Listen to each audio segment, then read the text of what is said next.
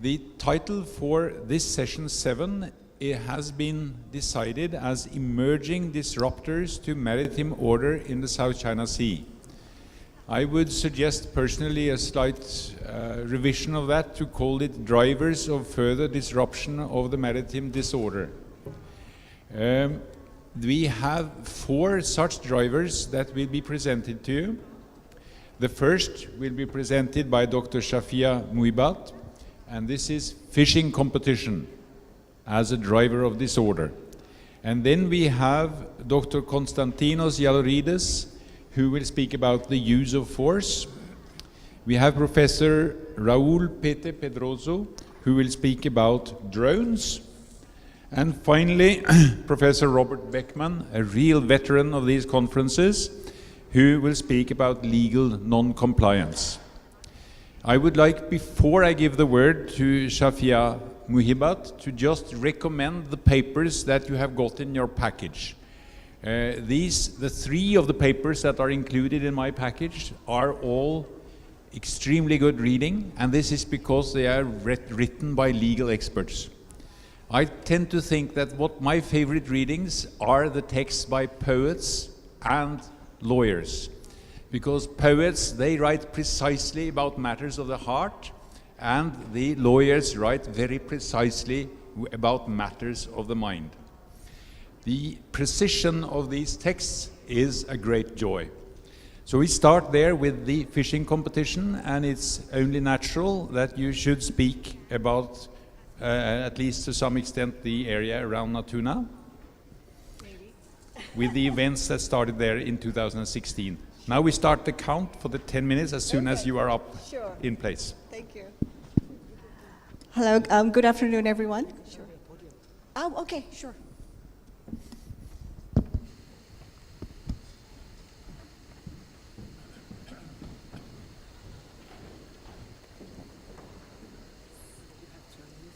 Sure. Okay, good afternoon again, everyone. Sorry for missing the queue to get to the podium. That's what happens when you miss half of the conference already, so you don't know what the other's been doing.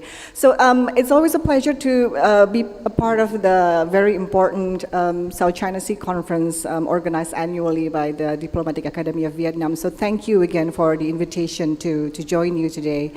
I was asked to speak in this session regarding emerging disruptors to maritime order in the South China Sea. So when I was given the title, I was thinking, what came to mind when you mentioned about emerging disruptors?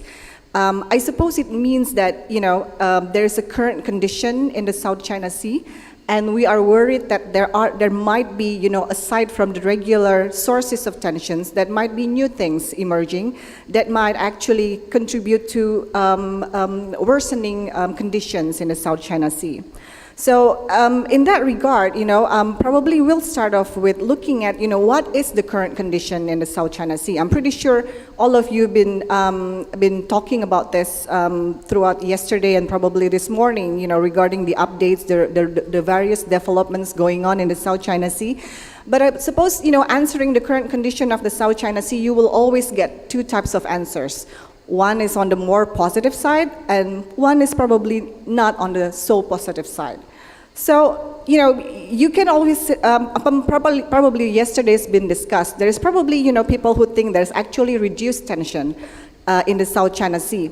With a lot of progress going on in the negotiations process, for example, in terms of relations between ASEAN and China, in terms of, the various types of collaboration and workshops done between ASEAN and China. Some people might argue that there's actually reduced tension. Now, if you think there's reduced tension, then there's actually this concern that these emerging disruptors might actually bring the tension back up. So as I mentioned, the ongoing Code of Conduct negotiation, a lot of people then have claimed that it's actually going very positively with with some agreements and some progress occurring at least since 2017, followed up by this year. There was this year the ASEAN-China maritime exercise, portraying that there's actually now more cooperation between the 2 sides. And there's ongoing, various types of workshops and collaborations. As I mentioned, this is one example, the ASEAN-China workshop on marine environment protection. So that's good so far. But then again, if you ask, different types of people, different scholars reading different things, you might actually get an answer that that's actually increased tension. For example, the ongoing, the regular, the intensified U.S.-China tension, FONOPS comes to mind. This year only, there has been several FONOPS that have created increased tension in the region. And to make the situation even worse, to contribute to the increased tension, there is actually now involvement with the UK and France also joining the US in conducting FONOPS in the South China Sea. So this type of situation, explains to you that there's, at the same time as there is ongoing cooperation to reduce tension, there are actually other parts of the disputes where there is actually increased tension. Now, with these two pictures in mind, it's actually quite interesting to try to figure out, what are the other, the other factors that might actually create increased tension, aside from the regular, well, I wouldn't say regular, but the more known issues related to great power rivalry in the region. So, during this very short remarks, then I would like to highlight one particular issue, which is on fisheries, on the competition for marine resources. This is the infographics in front of you explains to us why marine resources is actually one source of very harsh competition among the states in the South China Sea.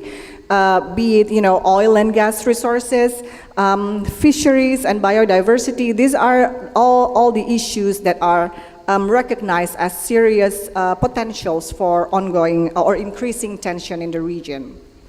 There's actually quite a lot of reports, analysis already highlighting this. So it's a well-known issue that competition over marine resources is indeed intensifying in the South China Sea. And with that, it would add to the ongoing tension that is increasing in the area with the disputes. So let's talk a little bit more on the fisheries itself. So the next slide I'm going to show is probably going to upset some of my Vietnamese colleagues here.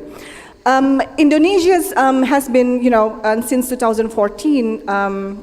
Had a very strong policy against illegal fishing. And the dilemma is here. This hard-hitting policy against illegal fishing, you can see the numbers of detained vessels in Indonesian water. Some of them have been sunk with the infamous sinking the vessels policy. This policy has been hailed at home. Domestically, this is a very popular policy because the people are generally happy that Indonesia is finally protecting its resources. But at the same time, related to my earlier argument about increased tension, this policy actually creates strains with neighbors. As you can see, the number of detained vessels in Indonesian waters are all from the neighboring countries, from ASEAN friends, which automatically, of course, then create protests from these countries. So this is the dilemma here. At the one point, there is the demand for countries to protect its resources, to fight against IUU fishing. But at the same time, this policy then creates strains, creates problems with the neighboring states. Now, not only Indonesia, apparently then, this fight against IUU fishing, because IUU fishing has been the buzzword for the past couple of years. Some other, neighboring countries are following suit in, beefing up their fight against IUU fishing as well. Countries, the Philippines are, renewing some of its regulations against IUU fishing. Malaysia as well, with the newly, strengthened MMEA. And then even Brunei also have been, recorded catching a lot of illegal fishermen coming into their waters. Now, when looking at this picture, when each of these countries are trying really hard to fight against IUU fishing, and of course those caught are not their own fishermen, but mostly are, other fishermen coming into their territory, then this is definitely something that would increase or would create unnecessary tension with your neighbors. And to make matters even worse, in not only they are, strengthening up their regulations, strengthening up their law enforcement capabilities, there is even also a concern that there is now somewhat a competition to create a maritime militia as a stronger form of law enforcement against IUU fishing. And you can see already here some of the skirmishes between Vietnam and China in this regard that relates to the establishment of maritime militia in a form to protect their interests with regards to competition over fishing resources. Now, if this goes on, you can see that it already creates tension, this type of competition. But if this goes on and if the tension increase, this can actually be the factor that would bring us back to where we were before the ongoing negotiation, before the ongoing types of collaborations in workshops, in exercises jointly between ASEAN and China. Competition over marine resources might actually be the factor that would create an undesired condition in the South China Sea. So to sum up and use my very little time left, the 3 points that I would like to emphasize here. So basically, tension between great powers in the South China Sea is, increasingly likely, as you can see from the various FONOPs conducted in the area. But however, as the tension between great powers is known as a regular source of tension in the area, competition over marine resources is a serious disruptor to order and stability. So basically, these are the matters that was thought as innocent before, but looking at the current trend, that is actually a serious disruptor to order and stability. And lastly, where commonalities may emerge concerning to marine environment protection, and as you can see, as I showed you some pictures and data from the ASEAN-China workshops on marine environment protection, there is actually more divergences in dealing with problems caused by the competition for marine resources. So different countries would have their own approach or policy towards how to protect their own territory, to protect their own resources. And what matters worse, because whenever the tension flares up in the South China Sea and some fishing fleet are pushed towards other parts of the South China Sea because of some issues created by the tensions, then this would then create a tension with different neighboring states, which in turn might, like I said, might actually cause unnecessary tension with the already ongoing problems in the South China Sea. So these are my three conclusions from my very short remarks. So I think I'll stop here and thank you again for your attention.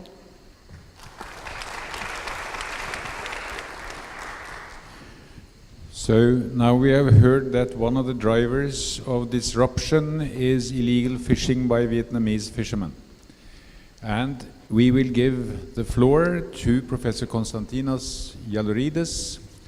What is the definition of the use of force? Please.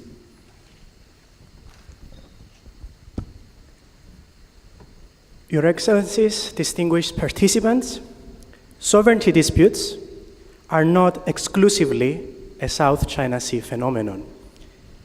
On the contrary, sovereignty disputes lie at the core of modern international affairs as nations seek to safeguard and protect their territory or the territory to which they believe they have a valid sovereignty title.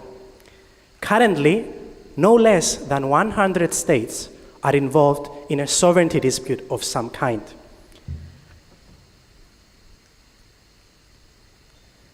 Sovereignty, a very important and strong word, constitutes the ultimate authority over a given territory, be that continental or insular territory.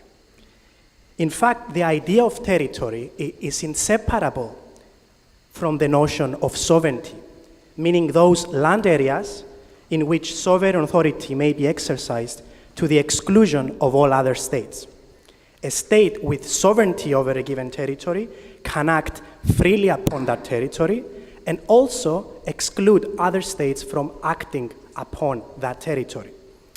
But what if the territory in question is hotly disputed by another claimant state, and there is no clear answer as to which state holds a valid sovereignty title over that area?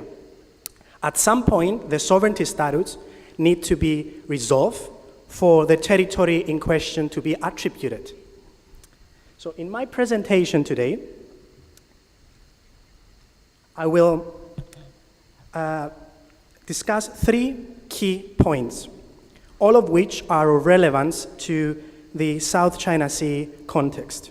The applicability of the rules of international law on the use of force to territorial disputes, the legality or illegality of establishing a military presence on a disputed territory as a means of coercion. That's also a very important word. And the implications as a matter of international law of characterizing such coercive conduct as a prohibited use of force. Now, first, the most obvious point.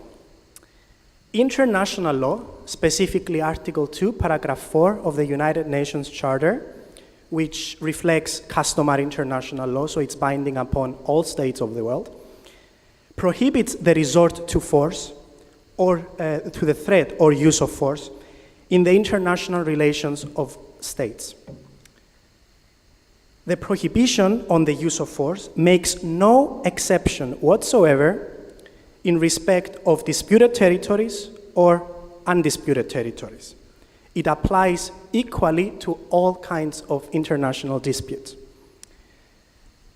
So both international jurisprudence and state practice confirm beyond any doubt that threats or uses of force by one claimant state against another would still be a violation of international law, even when they take place or are directed at a disputed territory. In the South China Sea context, the ASEAN issued a declaration in 1992 calling for the resolution of all sovereignty and jurisdictional issues in the South China Sea by peaceful means without resort to force. And this was followed by another declaration, this time between ASEAN and China, whereby they underscored their commitment to resolve their territorial and jurisdictional disputes by peaceful means without resorting to the threat or use of force. Therefore, ASEAN countries and China have recognized the existence of territorial disputes in the South China Sea and the applicability of the rules of international law on the use of force to these disputes. This brings me to my second point. That's the declarations. Military build-up in a disputed territory as a means of coercion. As previous speakers have explained both today and yesterday, tensions in the South China Sea have increased in recent years in light of China's enhanced military activities, island building activities, and so on. So in response to these activities, the defense ministers of Australia, Japan, and the United States issued a joint statement conveying their government's strong opposition to the use of force or coercion, as well as unilateral action to alter the status quo and to the use of disputed features for military purposes in the South China Sea. Also, more recently, the US Defense Secretary Jim Mattis accused China of using its military for the purposes of intimidation and coercion, and he warned that there will be consequences if it continued, without specifying what kind of consequences. So the use of this particular language, particularly the use of the word coercive to describe China's action, is by no means accidental. On the contrary, coercive intent is one of the criteria by which the actions of a state can be deemed to be in violation of the prohibition of the use of force in international law. Coercive intent reflects the aim or effect of forcing the will of another state to accept a new situation by resort to military means of some kind. So the identification of coercive intent becomes particularly relevant in situations where we don't have an armed conflict, where troop deployment or occupation, for example, of a disputed territory is not accompanied by hostilities, often known in the literature as bloodless invasions. So some examples include the swift takeover of Goa by India in 1961, which was condemned by the majority of members of the Security Council, the annexation of Crimea by Russia in 2014, also condemned by the majority of members of the Security Council. And that's because in situations where no shots are fired, no damage is inflicted to people or property, the deployment of military forces by one claimant creates a fait accompli that coerces the other claimants into accepting the new situation of the ground. It also makes it materially impossible for them to restore the status quo to its original condition without themselves having to enter into some forcible means of some kind. So this finding is supported by the case law of the International Court of Justice by way of an example, and I mentioned even more examples in my paper, in my conference paper.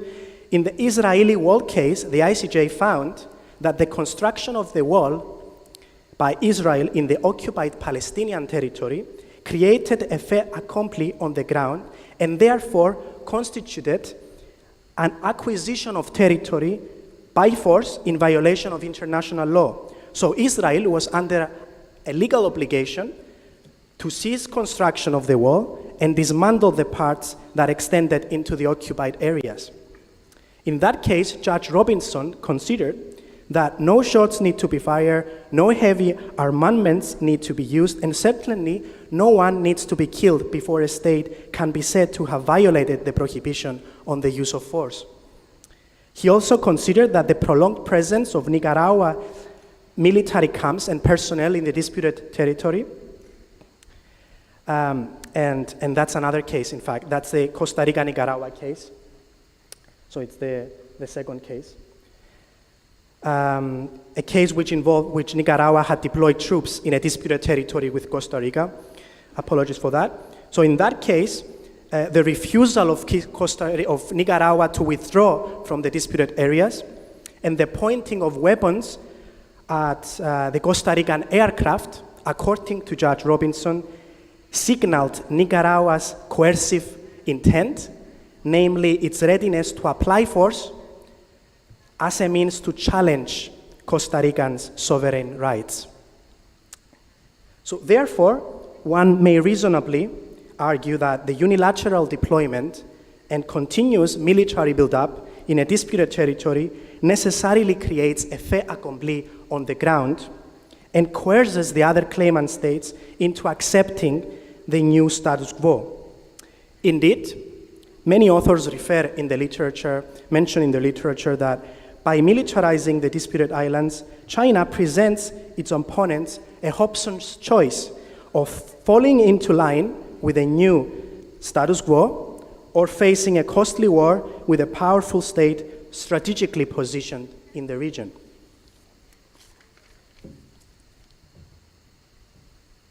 Now, enough with the legal diagnosis. Let's turn to the implications. What difference does it make, as a matter of law, to qualify such coercive conduct as a use of force in violation of the United Nations Charter and international law more generally? Firstly, qualifying China's actions in the Spratlys as a use of force opens up the possibility that forcible action may be taken in response to it on the basis of self-defense. However, as I explained in my paper in some detail, this is a far-stretched argument because China's conduct is, relatively speaking, of too small a scale to qualify as an armed attack, which is the basic requirement for the legitimate exercise of self-defense. Second,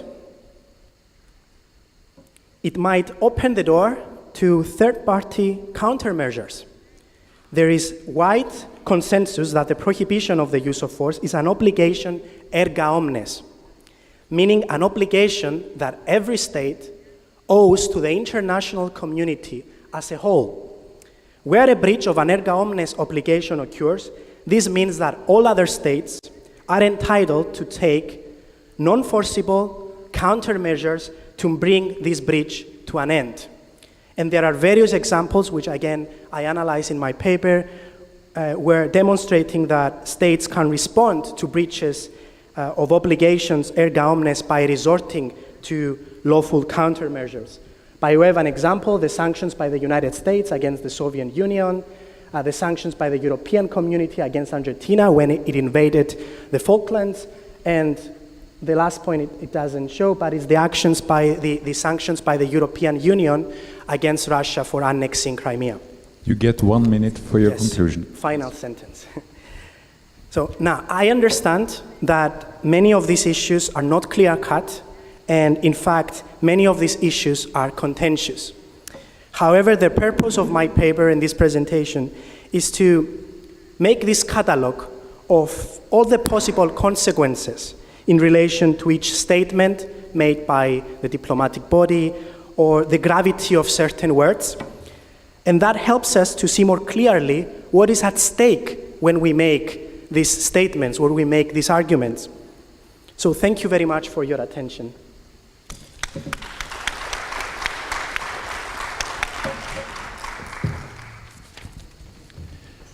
Thank you. And now we give the floor to Professor Raul Pedrozo, who will speak about employment of marine unmanned vehicles in the South China Sea. Please. Let me just add my thanks to the organizers of this event, to the Diplomatic Academy of Vietnam for their gracious invitation and for my opportunity to participate in this very important conference. As you can see, I'm going to talk about marine unmanned vehicles, my agenda. And what I'm going to be focusing on is, you can see there's a wide array of devices here, both surface and undersea devices that I'll be discussing as maritime or unmanned maritime systems. Why are nations interested in using unmanned systems? We've seen the prevalence and use of unmanned systems grow considerably over the last decade, and we can expect that growth to continue in the future. You can see on the slide here the DoD defense budget for this fiscal year. We have $9.6 billion have been allocated to the purchase of unmanned systems. 1.3 billion of that has been earmarked exclusively for unmanned maritime vehicles. And the primary reason that there's an interest in the use of unmanned vehicles is because they enhance situational awareness, reduce human workload, improve mission performance, minimize overall risk to both civilians and military personnel, and most importantly, probably it avoids or it reduces cost to the operating forces, which in budget-constrained times is an important issue. Now, some capabilities that are required of the military are better fulfilled by unmanned systems because they provide persistence. You can have a unmanned system on station for an extended period of time that would be precluded if the platform was manned. The versatility of the systems, the survivability because of the stealth of the system, and a reduced risk to human life. In addition, there's the unmanned systems are preferred alternatives, especially for missions that are characterized as dull, such as we talked about earlier today, intelligence, surveillance, and reconnaissance operations. They're much more are better performed by an unmanned system in many situations because of their prolonged observation. It might be a dirty mission such as the detection of chemical, biological, and nuclear devices, or it could be a dangerous mission such as mine clearing operations or something of that nature that's inherently dangerous to a manned platform. So there's a lot of reasons why we want to use unmanned systems for military operations. Here you can see the various missions that the Navy, U.S. Navy employs for its unmanned systems: mine warfare and mine neutralization, ISR, hydrographic surveys and oceanographic research, environmental analysis, special operations support for our soft forces, anti-terrorism force protection measures such as harbor security and barrier operations, as well as payload delivery, like, for example, delivery of mines or time-critical strike capabilities, actually an offensive strike capability that some of these systems have. Now, as you saw in the first slide that I showed you, these systems vary from size and displacement. It could be a manned portable system that fits on the palm of your hand, or it could be 40 feet in length with several thousand pounds of displacement. So they're very unique and can perform different missions depending on the various capabilities. The littoral combat ship, which is forward deployed here in the Indo-Pacific region, has the largest inventory of unmanned systems for a variety of missions, including surface warfare, anti-submarine warfare, and mine countermeasures. So all of our littoral combat ships are capable of performing these missions with unmanned systems.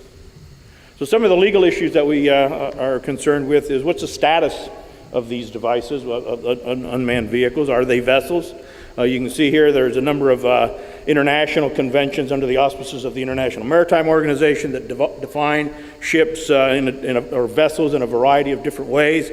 But the bottom line is that the variation between manned systems and unmanned systems, such as the means of propulsion, types of platform, capability, endurance, human versus autonomous control, and mission set, has not been a defining character of what constitutes a vessel or ship under international law.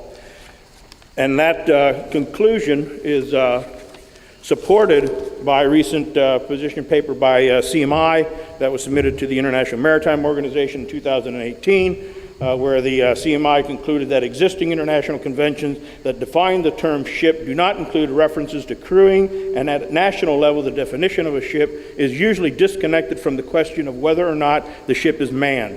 It would seem unjustified that two ships, one manned and the other unmanned, doing similar tasks involving similar dangers would not be subject to the same rules that have been designed to address those dangers.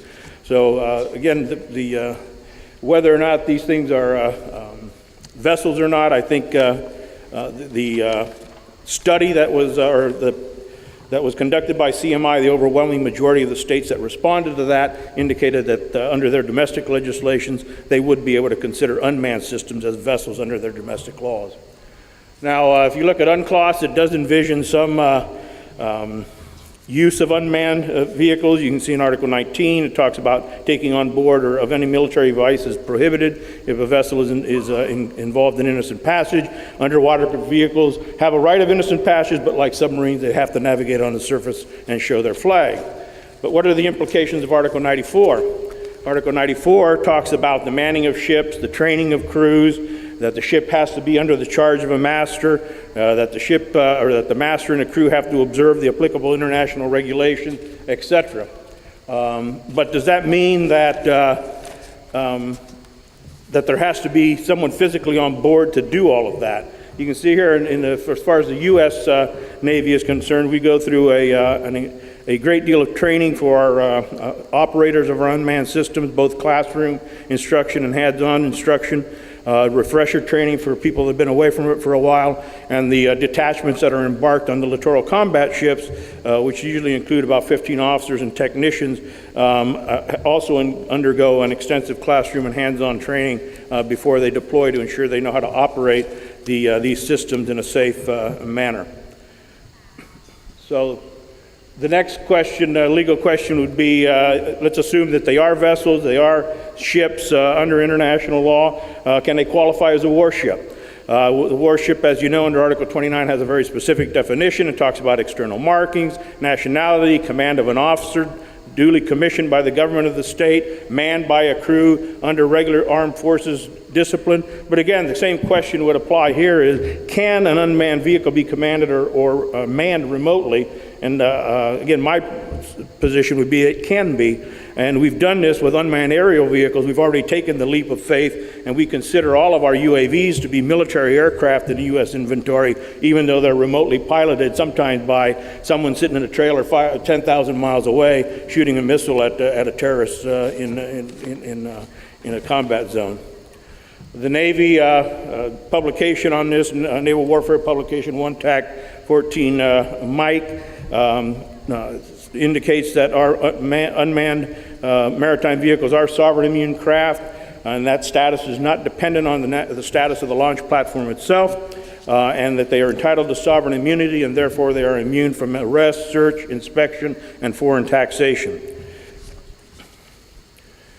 As a ship, unmanned maritime vehicles enjoy all of the rights and freedoms that a manned vessel would enjoy, and to include the innocent passage, archipelagic sea lanes passage, etc., the right of sovereign immunity. Again, this conclusion is supported by the CMI position paper, which says that assuming unmanned ships are ships and vessels within the meaning of UNCLOS, it follows that they are subject to the same rules of the law of the sea as any ordinary manned ship. The same obligations apply to unmanned ships in their flag state with respect to compliance with international rules. They also enjoy the same passage rights as other ships and cannot be refused access to other states' waters merely because they are not crewed.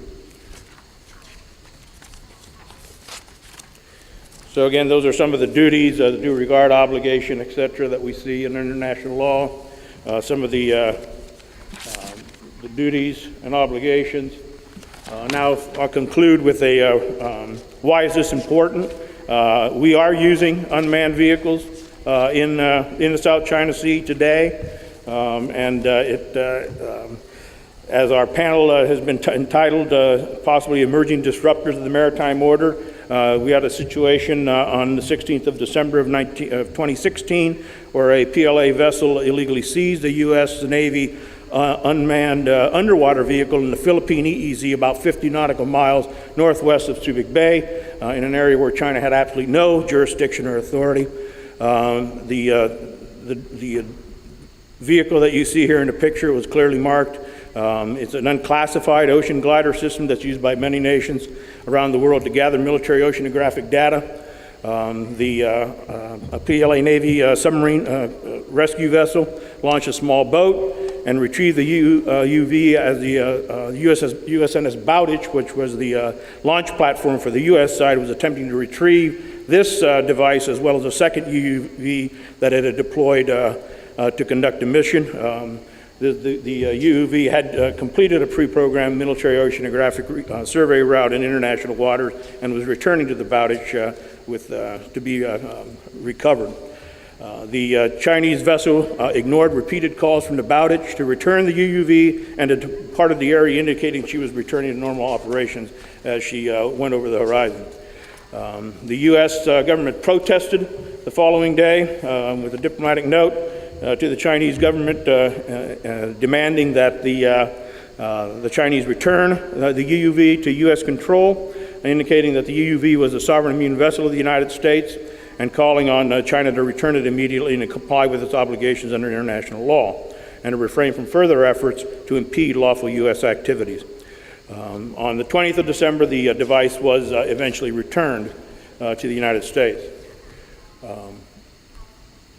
So we talked about the rule-based order. Over the last 2 days, this clearly this action on the part of the PLA Navy was clearly in violation of the rule-based order.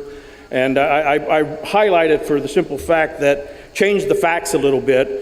Instead of having an unarmed naval auxiliary vessel doing the recovery of a oceanographic research vessel, you have a warship, U.S. warship with a highly classified device, and the PLA Navy tries to take it what would have been the consequences of that action. Would it have led to a miscalculation of the use of force? So I will end there and look forward to your questions. Thank you.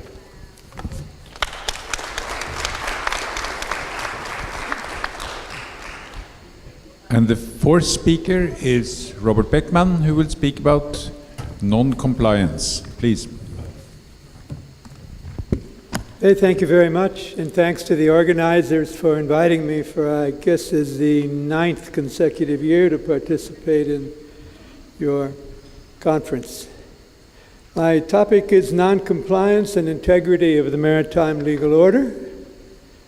Outline, I'll say a bit about UNCLOS as a legal order for the oceans, then talk about UNCLOS cases and non-compliance, and then a bit on the South China Sea case and maritime legal order. UNCLOS as a legal order for the oceans. There's near universal acceptance, as several of our speakers have said, 168 parties. All the coastal states in East and Southeast Asia are parties except for Cambodia and DPR Korea. U.S. is not a party, but it regards most of the provisions as binding under customary law and follows most of the provisions more closely than majority of parties. Most provisions in UNCLOS are regarded, I would argue, as the sort of best evidence of customary law binding on all states. And the preamble to the 1982 convention, which you recall took 9 years to negotiate, states that recognizing the desirability of establishing through this convention, with due regard for the sovereignty of all states, a legal order for the seas and oceans. So it was intended to establish a rules-based legal order for all uses of the oceans and seas. There's a package deal. Everybody agreed that you had to take the entire package. You couldn't pick and choose which provisions you wanted to comply with or accept. One of the key provisions is no reservation. Many times in treaty law, you can make a reservation excluding the dispute settlement system or excluding other provisions. UNCLOS expressly provides no reservations are permitted. And it also is one of the very few major international conventions which has a system for compulsory binding dispute settlement. Any dispute between two parties that cannot be resolved by negotiation is subject to compulsory binding procedures, Section 2 of Part 15, at the request of either party to the dispute. Now, there is a limited number of exceptions and exclusions, but they're very limited. And when you become a party to UNCLOS, you accept the compulsory binding dispute settlement system. Therefore, if another state brings you to dispute settlement, your consent is not required. You consented when you ratified the convention.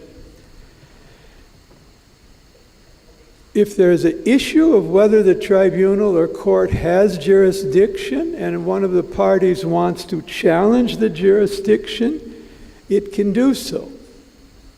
But the decision is not on the challenging party to decide whether the tribunal has jurisdiction or not. It goes to a tribunal, and the tribunal decides whether it has jurisdiction. This was the case, for example, the recent compulsory conciliation between Australia and Timor-Leste. Timor-Leste challenged the competence of the Conciliation Commission, but they lost, and then they proceeded, as is normally the case. Non-participation, the rules of the convention anticipated that there may be cases where a party decides not to participate, but the convention makes it very clear that the absence of a party shall not constitute a bar to the proceedings, and the proceedings can continue, and the decision is binding on and without appeal. International courts and tribunals, of course, have no policemen. They have no effective means of enforcing their decisions. Courts don't have policemen. The integrity of the system assumes that most states will follow the rules that they've agreed to, and if there's a decision against it in a dispute settlement case, they will comply in good faith with the decision. The integrity of the system depends on good faith of the parties.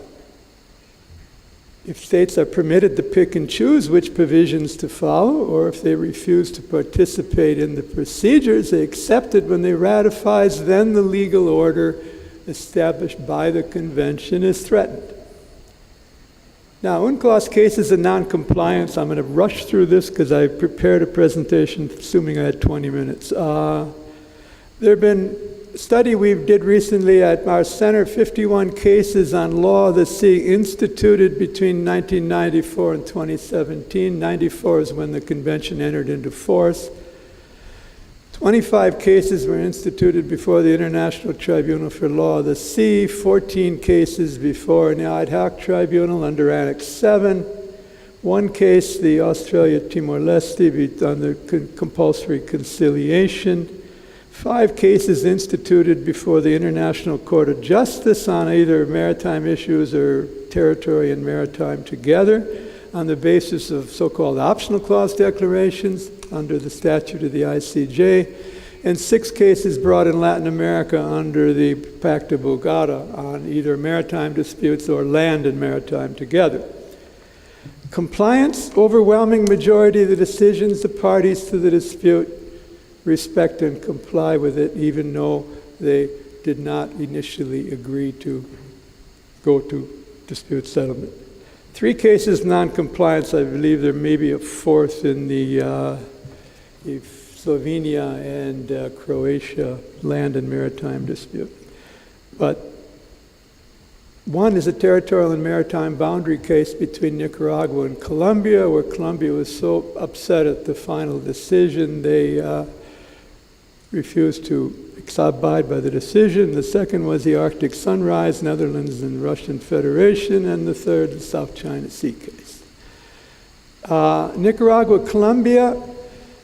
Nicaragua instituted proceedings under Pact of Bogota. The ICJ rendered its decision, delimited the boundary. Colombia was very unhappy with it, rejected the decision, gave notice to withdraw from the Pact of Bogota so it couldn't be brought in against its will again.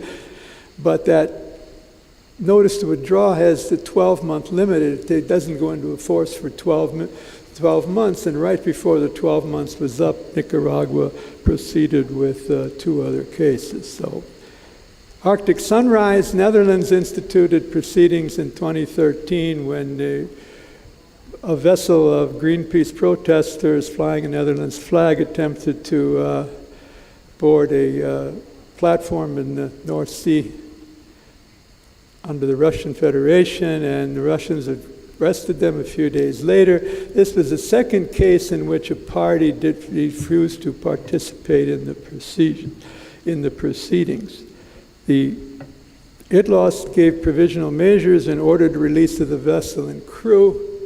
Russia then, in practice, complied with the decision. It said they said, well, we're complying, we're releasing the crew, releasing the vessel because Russian law requires us to do so. It has nothing to do with the award of the tribunal.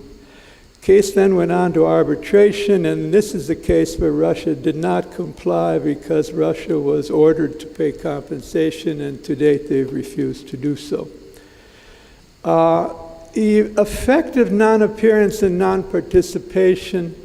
There was a quotation I think worth looking at in the Arctic Sunrise cases by separate statement by Judges Wolfram and Kelly. The non-appearance of a party not only weakens its own position concerning the legal dispute, but it hampers the other party in the pursuit of its rights and interests in the legal discourse. But more importantly, it hinders the work of the International Court or Tribunal, because the international process assumes that both parties will be present to articulate their positions and not stay home. And therefore, some people say that, for example, the state exercised its right not to participate. And the 2 judges made it clear you don't have a right not to participate. The rules are you must participate. But the reality, the last 3 lines, the reality is that in some cases, states may, in spite of their commitment to cooperate, take the course of action of non-participation and cooperation. Other cases involving Russia, again, I forgot one here. I believe also there's a case between Ukraine and Russia that's pending before ITLOS Annex 7 Tribunal. But there are other cases where Russians have been on the applicant side. 2 other cases they've been on the respondent side. In all these cases, they fully participated, complied with the decisions. South China Sea case, an UNCLOS maritime legal order. You've seen this map before. China's position in the case was non-participation and non-appearance. It refused to appoint an arbitrator as required by the rules and to participate in the selection of the 3 remaining arbitrators, refused to formally challenge jurisdiction, refused to submit a memorial or written submission or to comment formally on the Philippines submission, failed to participate in the hearings on jurisdiction and the merits. Its basically position was non-recognition and non-compliance with the decision. The ruling of the tribunal is very important in terms of rule of law. Said none of the high tide features or islands were entitled to an economic zone because they're all rocks within Article 121.3, cannot sustain human habitation or economic life of their own. Mischief Reef is one low tide elevation not capable of appropriation because it's not an island. Therefore, jurisdiction and control as in the case in the state whose economic zone it lies, which is Philippines. And it stated also not permissible under UNCLOS to draw straight baselines around a mid-ocean archipelago. The lines around archipelagos are limited to archipelagic states like Indonesia and Philippines. Ruling on historic rights, the tribunal ruled that China's claims to historic rights within the 9-dashed line are contrary to UNCLOS and without legal effect, to the extent that they exceed the geographic and substantive limits of China's maritime entitlements under UNCLOS, and to the extent that China had historic rights in the waters in the South China Sea, those rights were extinguished when it became a party to UNCLOS, because under UNCLOS, the coastal state has sovereign or exclusive rights to all the natural resources within its 200-mile economic zone. Sorry, I can't see the map. The last one is a map. In effect, this is the areas of overlapping claims in the South China Sea are now limited to the features that meet the definition of an island as articulated by the tribunal in that case. This is map is on a website of our center. Those in green are clearly islands. You'll notice to the left side of the screen, that's Vietnam's economic zone. One of the implications is there's almost no disputed features in the economic zone of Vietnam, which means in the southern half of the Vietnamese coast that no one else has any legitimate claim of any kind to the oil, gas, or fishing resources. China's statements after the award is it has territorial sovereignty and maritime interests in the South China Sea, including sovereignty over the South China Sea islands, including the various groups, including Macclesfield Bank, which is several meters underwater and not capable of appropriation. And it has maritime zones from the islands, which is again inconsistent with the judgment or the arbitral award. And it has historic rights in the South China Sea, which is again completely inconsistent with the award. Time to conclude. The above positions are consistent with relevant international law and practice, but completely inconsistent with the award of the tribunal. Has China in practice practically award? Just I think is the last slide. China has reportedly allowed Philippines and Vietnamese fishermen to fish in the territorial sea surrounding Scarborough Shoal, as ruled by the tribunal. It has reportedly, according to the press, refrained from sending its law enforcement vessels to protect Chinese fishing vessels in the economic zone of Indonesia. And there is a clear overlap that Indonesia is not a claimant state, but the 9-dash line intersects significantly with Indonesia's economic zone. And China has reportedly refrained from attempting to unilaterally explore and exploit resources in other states' economic zones, even though the press reports there have been a couple of cases where they've threatened force if the ASEAN country acted unilaterally. I guess one slide. For the future, again, we see US, UK, France, Australia, and today's paper, Canada, are exercising rights and freedoms in the economic zone. The question is whether China can come to an understanding with them on how UNCLOS applies to those actions. China continues to officially assert rights in the economic zone of other states that are inconsistent with the award. The question is whether the ASEAN states and China can come out to work out some kind of accommodation that everybody can live with. Thank you all very much. Sorry for running over.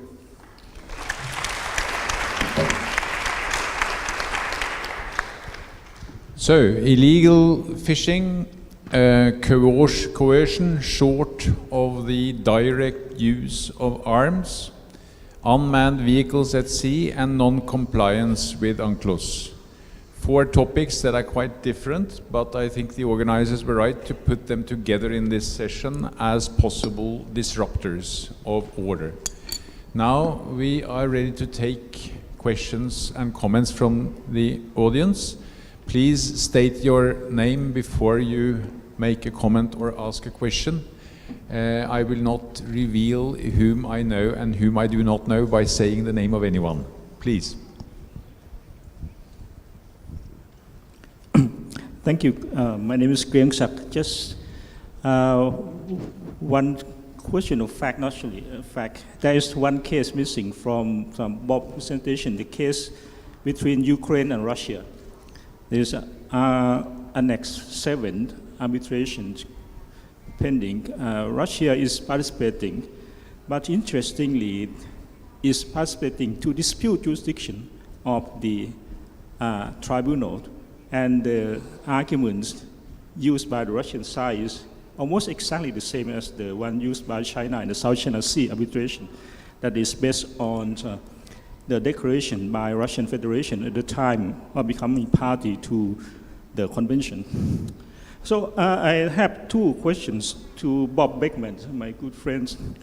And in the year 2013, my colleague, Josh Gao of China, he wrote an article in the American Journal International Law, co-authored with Professor Bingbing Xie. That's interesting because then he mentioned that China has now proclaimed the 10th dot, not 9 anymore, the 10th dot appears somewhere on the east side of Taiwan.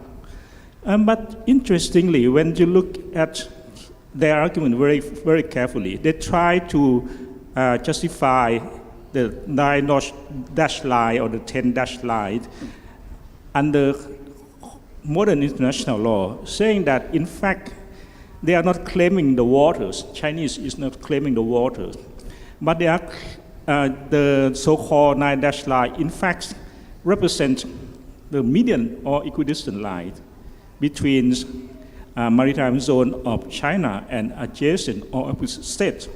So I'm a bit surprised that no one takes up this issue. I mean, the 9-dash line as medium equidistant line. So now they are not claiming the water as the Chinese lake anymore. So my first question is, what do you think of this? The second question is, as you know full well, Professor Myron Norquist of Virginia, he used to be a leading member of the US delegation to the 3rd UN conference and involved in drafting Article 121, this regime of islands. He argued, of course, before a workshop in Singapore as well, that the judgment of arbitral award in the South China Sea case was wrong regarding Taiping, that is the island itu Abu, something like that. Because under UNCLOS, it should be entitled to 200 miles. So I wonder what you think of that, because I heard somewhere that he also make a presentation at the Center of International Law, University of Singapore. Having said that, I'm also very, very surprised, because if you look at the SJD's thesis of Ma Ying-jeou, who later became president of Taiwan, he wrote about regime islands in the maritime delimitation in the East China Sea. He said that small islands in the Middle Ocean should be ignored, disregarded. So I don't know, can you use that against Taiwan? I don't know. Okay, Bob, just two questions, thank you. Thank you. I think, Bob, if you have short answers to this, then we can continue having just questions from one at a time with direct responses. I don't think the article by Judge Gao and Bing Bing is actually China's position. I think China's position is still unclear as to what the meaning of the 9-dash line, and it's a policy, I believe, of deliberate ambiguity. I'd also point out you should look at my article in the same volume of the American Journal of International Law following theirs.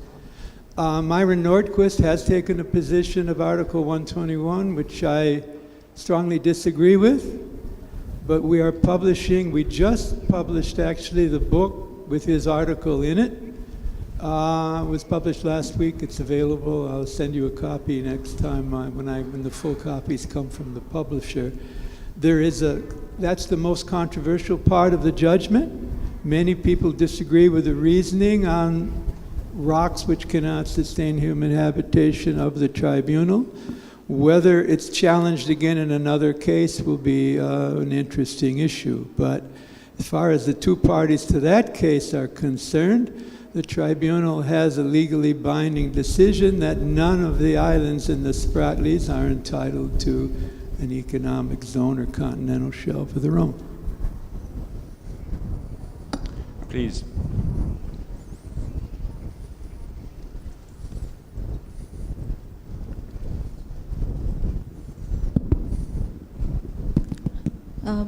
My name is Suong from Da Nang University.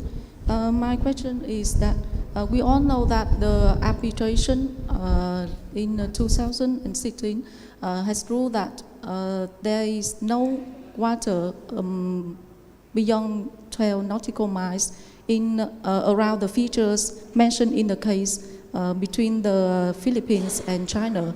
So although the arbitration, the ruling has just legally binding between the two concerning parties, but there is a possibility for the existence of the high sea between and among the claimant states.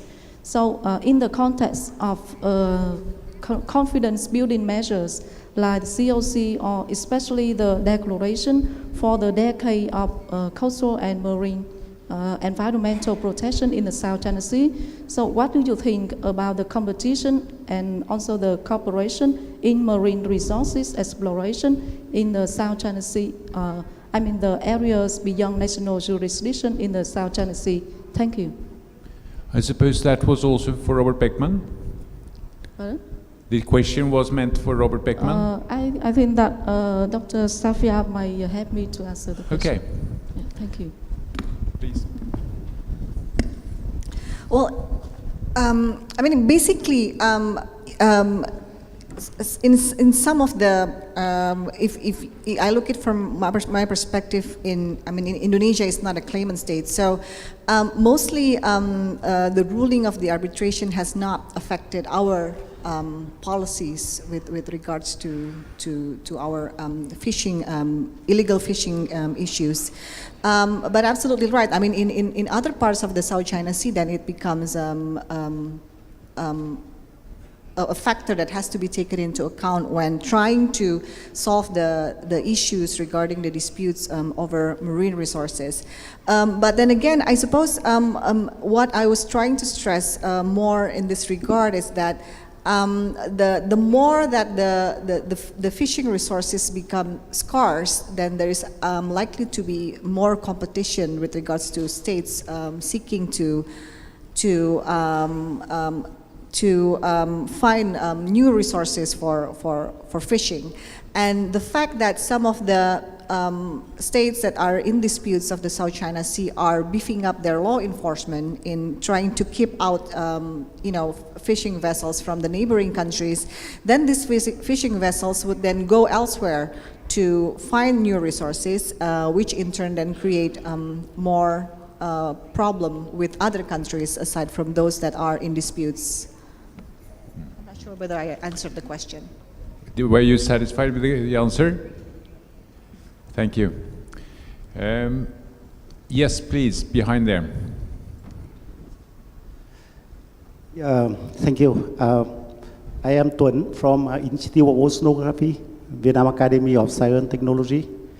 I am quite interested in the presentation of Dr. Muhibat. Yes, and in your presentation you talk about the competition of fishing resources, focusing on illegal fishing. I would like to give a supplementary idea on the depletion of fishing resource in the whole in the entire South China Sea, not only in the EEZ as you mentioned. And this situation is caused from overexploitation and habitat degradation. And you know that, and the FAO consider that the South China Sea the most overexploited sea in the world. And I think that we have a problem because that make the poverty for the coastal community, not only Vietnam, but also other countries bordering the South China Sea. And they have a potential threat for the human race in the region. So my question to you is, to the presenter is about what you think about the perspective in develop a framework for cooperative management of fishing resources in the South China Sea. And second point, given the fact of depletion of degradation of the habitat in the South China Sea and also the loss of endangered species, what do we think about the possibility in developing area-based cooperative management for biodiversity conservation in the South China Sea? Thank you. Were the questions clear to you? Sorry? Were the questions clear to you? Yep. Please do. Okay, thank you. Definitely, I mean, in my presentation, I highlighted illegal fishing more because I wanted to emphasize on the tensions created by the competition. But you're absolutely right. I mean, IUU fishing also deals with issues with, unreported and unregulated, which in turn then comes to your point about overexploitation of the resources. So that's definitely a part of it. And you're right, it's all about the management, but I think when we have competition, then one very common solution is actually seeking to create cooperation among the states and to make sure that issues that you mentioned about overexploitation and the protection of marine environment can be done. Now, I've always tried, it might not be a good analogy, but I've always thought about, states at least in Southeast Asia, we see the Malacca Straits, for example, the cooperation among three countries with regards to, sea piracy in the Malacca Straits and armed robbery at sea in the Malacca Straits. The cooperation itself is among countries trying to, fight the issue, trying to find a solution. However, addressing the root causes, such as you mentioned about poverty being one of the root causes for why fishermen then would conduct IUU fishing. Now, addressing the root causes now lies back to the countries where these fishermen are from. Same thing as when dealing with piracy, cooperation, yes, among states, it has to be something that is handled regionally, but addressing the root causes has to be done by the states that are basically the home of these fishermen, and in piracy case, the home of those criminals conducting armed robbery at sea. So again, there has to be a balance between a national policy to address the root causes of IUU fishing, and at the same time there has to be cooperation among the regional states in finding out the solution. And Robert Beckman has something to add here. Quick comment. I think that by 2040 or 2050, there's likely to be more plastic in the South China Sea by weight than fish, because there has been no cooperation between the states bordering the South China Sea. The mechanism to do that is the 1995 Fish Stocks Agreement. Indonesia is a party, the Philippines is a party, Vietnam is not a party, and neither is Malaysia, and both should be. And they could then form a regional fishing management organization and attempt to find a way to sustainably manage the fisheries in the South China Sea. Please. My question is to Professor First, your name. Pedrozo. You mentioned the Chinese seizure of the U.S. underwater drone in December 26. What do you think is the Chinese motivation in doing that? And second, if something of this sort happens again, how would the U.S. side respond?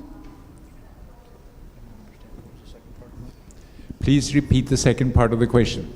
If something like this happens again, how would the U.S. side respond? I wonder if before you answer, if I could add a question, because I would like to ask a question to Professor Yiallourides, which has to do with your presentation. We heard about the use of unmanned vehicles.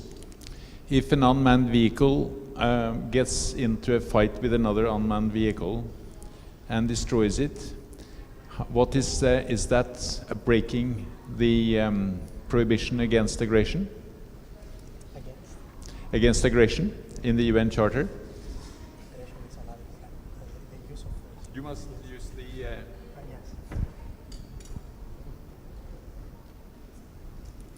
Okay. Well, so the question is whether an unmanned vessel engages in an exchange of fire with another armed vessel. I think it's a multi-level question, because first we need to ascertain whether the action of one vessel is attributed to a state, and that action is directed to a vessel that belongs to another state, which makes it an international conflict, basically.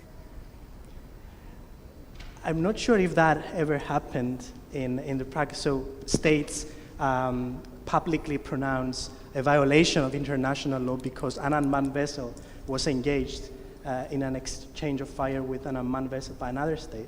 But I can certainly say that if one of these vessels is not unmanned and harm to life is threatened or an actual harm is inflicted, that could certainly lead some serious issues about possible violations of international law.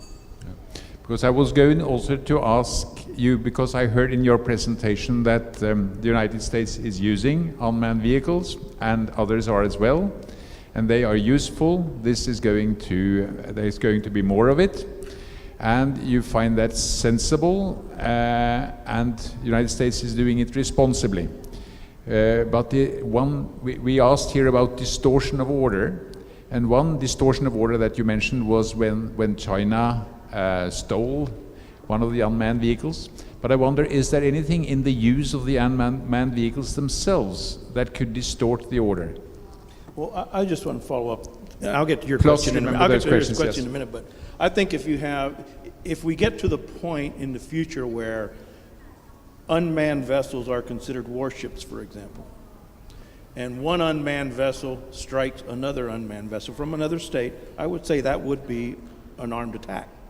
That could be then the nation that's been aggrieved could respond in self-defense. So I think it doesn't matter whether it's manned or not. It's just the same thing during an armed conflict. If you destroy an enemy tank, whether there's someone in it or not, it's still a use of force. You know what I mean? I absolutely agree, but that raises another question. Self-defense has to be reasonable and proportionate. So, assuming that this incident occurs, what would be the appropriate self-defense action, forcible action in self-defense in that case? Well, I think you could engage the vessel for one. One example would be you could engage the vessel that engaged in the armed attack. let's say there's a drone, an aerial drone that's flying a combat air patrol over the unmanned vessel that gets attacked. Then the unmanned aerial vehicle attacks the unmanned vessel that attacked the other unmanned vessel. I think that would be an appropriate use of self-defense. To get to your question, sir, I'm sorry. What was the motivation? I don't know what the motivation was. It was clearly in an area, again, as I mentioned, it was 50 nautical miles off the coast of the Philippines, so there was absolutely no authority on the part of the PLA Navy vessel to do what it did. The United States was operating legally. It was collecting data, military data, with that glider, engaged in a lawful activity. So there's no legal justification for what China did. What their motivation was it harassment?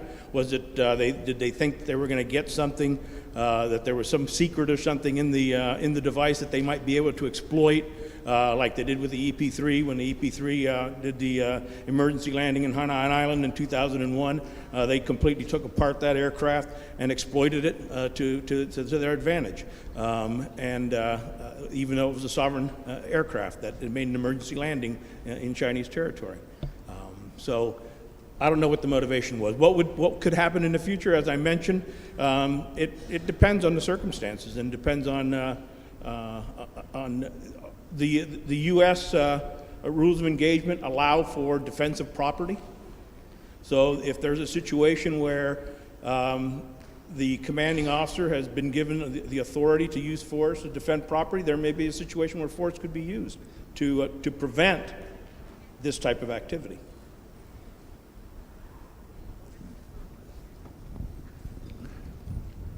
Please, remember to state your name first, please. Hi, good afternoon. I'm Leon from the Center for Humanitarian Dialogue. I have a question for Dr. Shafiah, and that is, to what extent do you think an RMFO, a regional fisheries management organization, might help better manage fisheries management in the South China Sea? And what do you think about the Western and Central Pacific Fisheries Commission being that RFMO? Thank you. Please. Please repeat the second part. And do you what are you optimistic about an RFMO being useful, and might the Western and Central Pacific Fisheries Commission be a good example of such an RMFO? Thank you. Get it? Please. Well, I mean, if, looking at existing models, then, definitely an RFMO would help. But then again, it comes back to the compliance that was mentioned earlier. That there is, some people might be skeptical about, the level of compliance that such an organization would bring. Looking at the tough competition, as I mentioned earlier, that's going on. So basically, I mean, the idea is very desirable, as mentioned earlier by Professor Beckman. I mean, it's something that should be seriously considered by the countries in the region. But then again, answering your question about to what extent then goes back to the level of compliance, I suppose. I have a question myself also to Robert Beckman. This is a hypothetical question.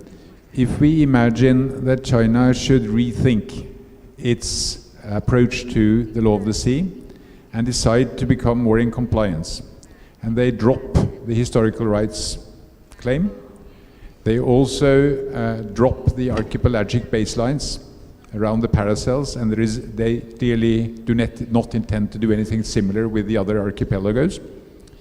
But they do not accept the most controversial decision about 1213.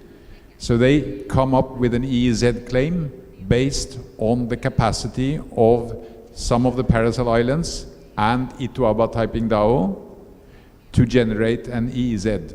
Do you think there might be a chance that China could get the other claimant states to enter into negotiations on such a basis, so they would collectively become responsible for violating the arbitral tribunal's award? Interesting question. First of all, I think it's in China's interest to follow the Law of the Sea Convention. The Law of the Sea Convention favors naval powers. China is a naval power.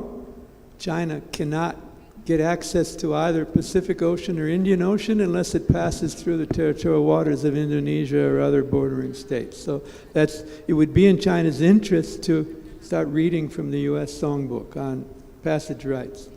In terms of your hypothetical, even under the decision of the tribunal, it's possible that Woody Island would be entitled to an economic zone anyway.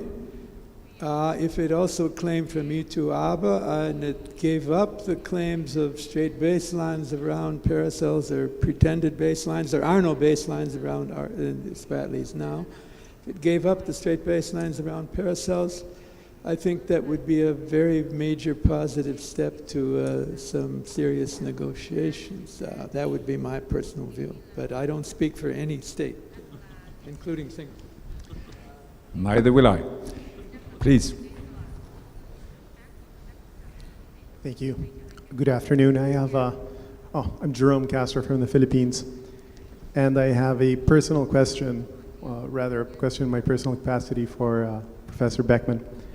I was wondering how he felt about whether a state policy that seeks to detain fishermen or destroy their equipment or confiscate it, how compatible is it with UNCLOS? And whether there is a difference between the vessel being detained in territorial waters or in the EEZ or in the high seas.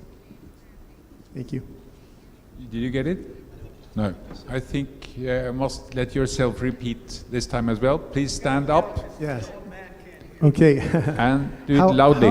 How do you feel about state-sanctioned policy on illegal fishing, whether it is compatible to detain fishermen, to destroy their property and equipment when they are caught, either in territorial waters or the EEZ or the high seas.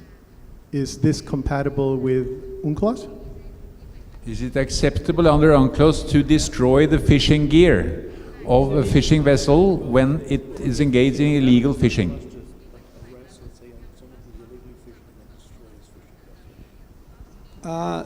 The Law of the Sea Convention allows the coastal state to enforce its fishing laws within the archipelagic waters, territorial sea, and economic zone. There's a limit put on penalties for an arrest in the economic zone, as it cannot include imprisonment. The common practice of states is to confiscate vessels if a fine or bond is not posted or financial security is not posted by the owner of the fishing vessel. State's common practice then, if there's no bond or financial security, you can confiscate the vessel. If you can confiscate the vessel, you can sell it or you can blow it up. That's my view. It's yours. It's pollution of the oceans. I told my friends in Indonesia I would stop doing this, so you've made a point now. Stop polluting the ocean by blowing up fishing vessels, but I think it's probably legal. Thank you. This is a really emotional issue among the fishermen, and that you often hear stories from all sides that this is happening to them by the other side, and it creates much animosity. So I think this is actually one of the things to try to regulate and agree among the states what kind of measures you can use under the Code of Conduct talks. We still have 12 minutes left, if you please.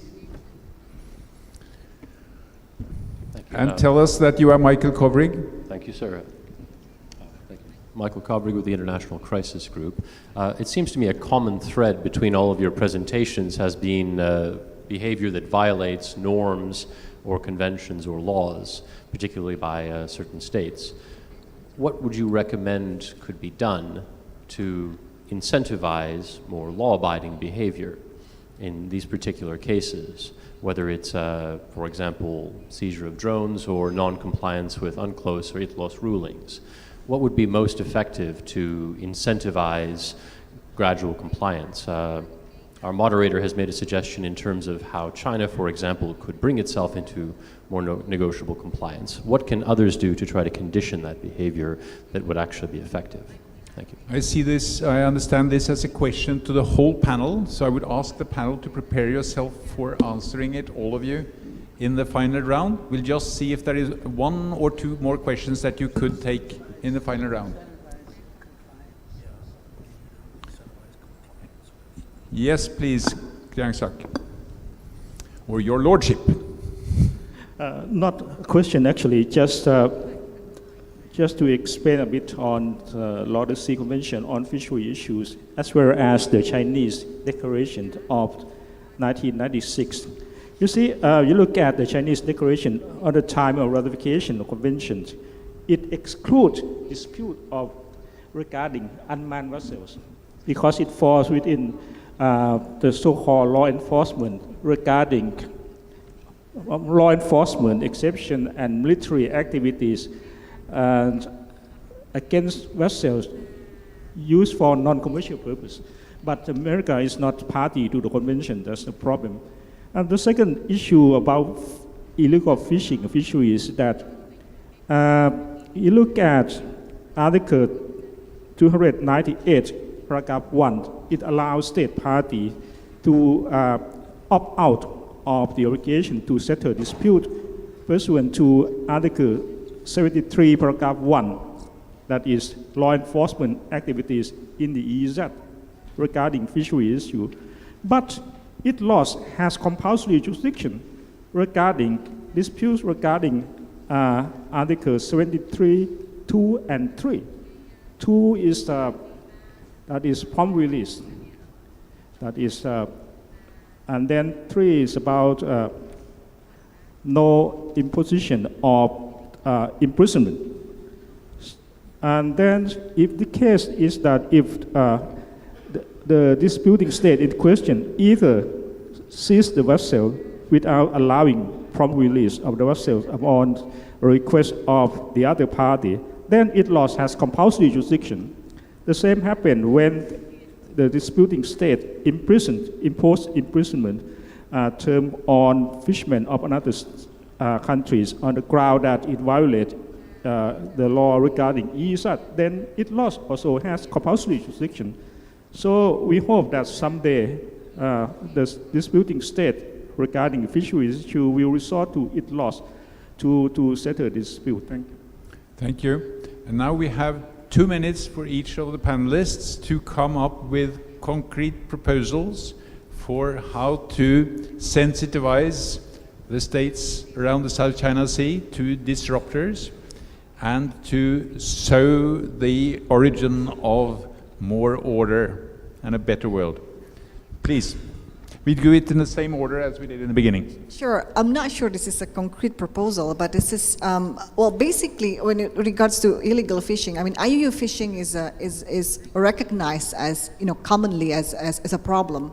And there has been, various kinds of research, basically analyzing IUU fishing and the disruptions it does both to environment, and also to the economy of each of the states.